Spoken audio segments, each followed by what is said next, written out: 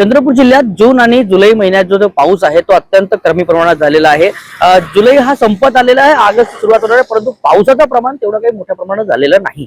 महत्वाचं म्हणजे हे 2 महिने जे पाऊस आहे तो 15 दिवसाच्या किंवा 20 दिवसाच्या खंडाने पडत होता आणि तेवढ्या मोठ्या प्रमाणात पडत नसल्यामुळे जी शेतीच आहे त्या शेतीसाठी सुद्धा पाणी लागणार आहे तो व्यवस्थित प्रमाणात झालेला नाहीये। यासोबतच नद्यांची परिस्थिती सुद्धा बघता तर नद्यालाही सुद्धा पाणी हा तसा तो त्या प्रमाणात आलेला नाही आहे। त्यासोबत एकंदरीत जे पाऊस आहे ते फक्त 30% पाऊस झालेला आहे। त्याच्यामुळे कुठेतरी आता मोठ्या पावसाची प्रतीक्षा आहे। यासोबतच 2 दिवसाचा आज आणि उद्याचा रेड अलर्ट दिला आहे, शाळांना सुट्टी दिलेली आहे, परंतु या रेड अलर्टच्या दिवशी पाऊस खूप मोठ्या प्रमाणात पडतो का आता हे बघणं महत्वाचं आहे। कारण की पाऊस आता अत्यंत शेतकऱ्यांसाठी महत्वाचा आहे, तर त्यासोबत नद्या सुद्धा कोरड्या झाल्या आहेत। त्यामुळे कुठेतरी हा ऑगस्ट महिन्यात भरपूर पावसाचा असावा अशी अपेक्षा नागरिकांची आहे। हैदर शेख न्यूज मराठी, चंद्रपूर।